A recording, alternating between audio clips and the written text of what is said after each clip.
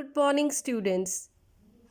Our today's topic is Journey to the End of the Earth by Tishani Doshi. Tishani Doshi, an Indian poet, journalist, and dancer, and she has published 6 books of poetry and fiction. Her essays, poems, and short stories have been widely appreciated. And dear students, she had traveled a lot, and her most exciting travels include her travel to Antarctica, Bhutan, Mexico, Tanzania, and Italy.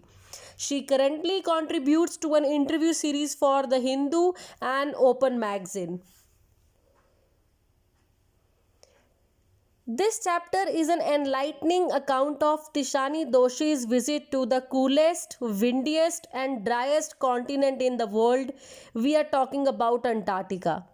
And she is hopeful that this vast expanse of ice will unlock many mysteries about the evolution of Earth. Dear student, the narrator heads towards Antarctica aboard a Russian vessel, and the name of that vessel was Akademik Shokalsky. She went there with a group of high school students, and dear student, she commences her journey from Madras, crosses 9 time zones, 6 checkpoints, 3 water bodies, and many ecospheres to reach her destination. Dear students, I have just used a term 9 time zones. A time zone is a region of the globe that observes a uniform standard time for legal, commercial, and social purposes. It tends to follow the boundaries of countries and their subdivisions because it is convenient for areas in close commercial or other communication to keep the same time.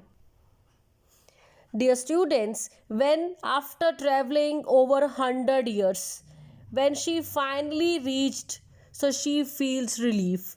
And she wonders about the isolation of the continent.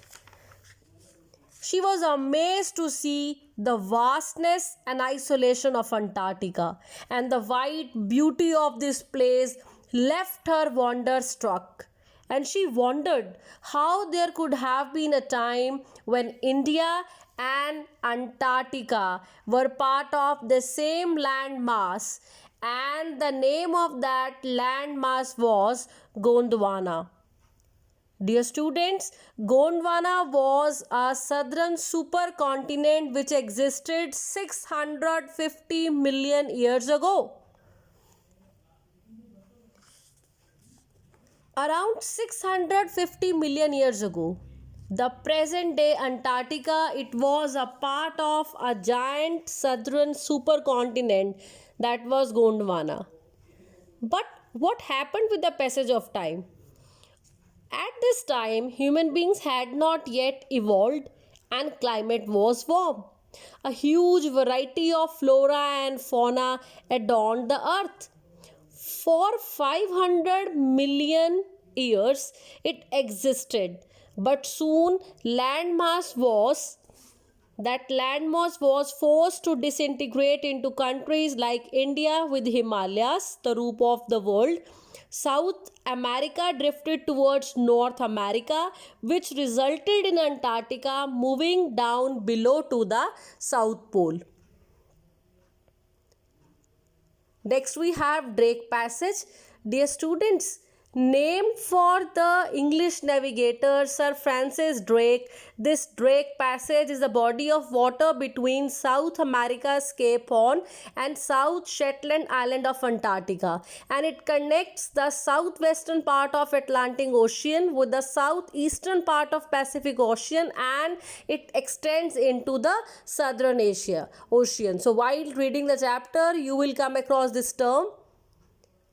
Dear students, when author finally reached Antarctica, so she felt that she was walking into a giant ping pong ball because there is no human life, nothing to show that human life exists on this planet, because she is surrounded by midges, mites, blue whales, and limitless expanse of huge icebergs. So right in front of you, you have midges is a term used to refer to many species of small flies, and mites are very very small. They are tiny, less than 1 mm in length. So dear students, this surreal 24-hour summer lights and this silence is interrupted only by the breaking of the iceberg, and it is mind boggling. So please try to understand that it is only the breaking of iceberg that interrupted the silence over there. Next, we have human impact on the environment. Dear students, human beings have been on this earth for about 12,000 years. But in the short span of time, we have changed the face of our environment for worse. We have dominated the earth. How? By establishing cities and megacities. And it has led to encroachment of our mother nature. We are limiting resources on the planet for other creatures. And dear students, rise in population has multiplied our problems. The average global temperature is rising, and the blanket of carbon dioxide around the world is increasing. And dear students, there are many unanswered questions about climatic change. Question number 1: will the West Antarctic ice sheet melt entirely? Question number 2: will the Gulf Stream ocean current be disrupted? Question number 3: will the world come to an end? Next, we have students on ICE program aboard academic Shokar Sky. Dear students, do you know the aim behind this program? The program aims at studying the ecological processes in Antarctica. And the narrator works on this project on board that was a Russian vessel, academic Shokar Sky. It takes school students on the trip to Antarctica, and the visit aims at generating new awareness and respect for our planet. This program has been in operation for 6 years, and it is headed by a Canadian, Geoff Green. Geoff Green used to take celebrities, retired, rich, and curiosity seekers to Antarctica but for money. But he got fed up. He got sick of those people who gave nothing to the earth. So he decided to take school students, and it was his firm belief that young minds could learn and act better than about the potential hazards regarding the environment which our planet Earth is facing. And this program was a grand success because children could see with their own eyes collapsing ice shelves and retreating glaciers, and they realized that threat of global warming was real. Next, here we have a term, phytoplankton. Dear students, try to understand the microscopic phytoplanktons. They are nourishment for marine animals and birds in the region. Dear student, this phytoplankton is the base of several aquatic food webs. And in a balanced ecosystem, they provide food for a wide range of sea creatures, including whales, shrimp, snails, and jellyfish. Now, right in front of you, you have a food chain, and you can have a glimpse of the same. So, any more depletion in the ozone layer will affect the activities of these grasses, and this will in turn affect the lives of others in this region, and it will disturb the global carbon cycle also. So what we have just learned, dear student, this example of phytoplankton, it leads us to conclude that if we take care of small things, the big things can be saved. So here author has taken an example of a very tiny thing, that is phytoplankton, but it has a major role in food chain and food web also. So dear student, narrator says that his experience of strolling on ocean, actually they got struck and they were instructed to stroll on the ocean It was a never to be forgotten incident for all. At 65.55 degrees south of equator, narrator and students they were told to get down, and they put on their Gore-Tex eye shoes and sunglasses. And over 180 meters of salt water, there was 1 meter thick layer of ice. It was a breathtaking experience. You know why? It was a breathtaking experience to see the crabiter seals sitting in the periphery, it means in the outer area, and it was truly a memorable experience for all. Dear students, crabiter seals were stretching and they were sunning themselves on ice floes, and right in front of you you have a picture depicting crab eaters sunning themselves on ice floes and icebergs right in front of you. So, dear student, underneath their feet was a thick, 1 meter thick ice pack, and underneath that 180 meters of living, breathing and salt water. So, dear students, this Antarctica is coldest, driest and windiest continent. There is a wide expanse of white landscape. Its uninterrupted blue horizon, isolated, frigid and desolate. It's at the bottom of the world. It's devoid of human markers.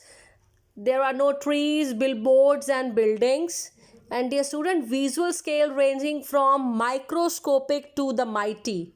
Days go on, and ubiquitous silence, it gets erupted by occasional avalanche and calving ice sheets. Otherwise there is pin drop silence.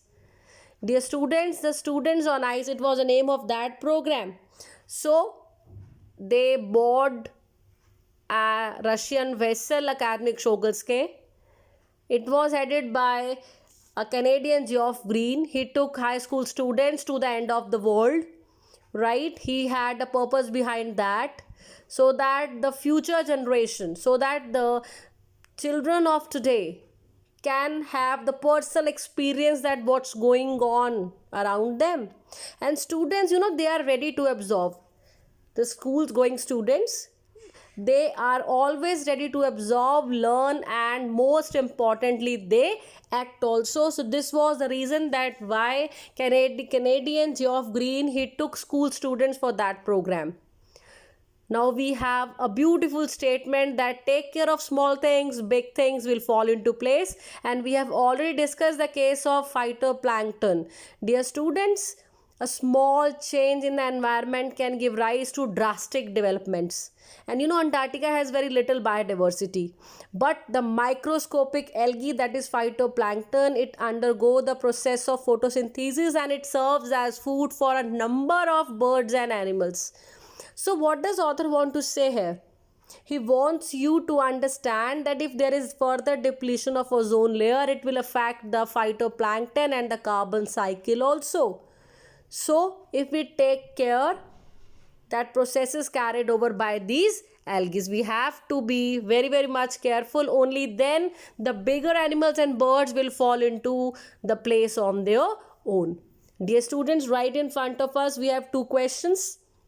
And in this debate, Antarctica has a major role to play, because as compared to other places, it remains relatively pristine and it contains 500,000 years old carbon. I repeat, Antarctica contains 500,000 years old carbon. It is in its layer of ice, and that's why Antarctica is the best place to study Earth's past, present and future. So dear students, if you want to study Earth's past, present and future, Antarctica is the best place to go, because it gives us the idea that how Earth would have been like million years ago and how it got divided into various land masses. The melting and colliding ice masses also give us insight into how our future is going to be if we continue to interfere in the work of the nature. Antarctica holds into depth of ice 500,000 more carbon, helpful in understanding past, present, and future. So, this is what we have in this chapter.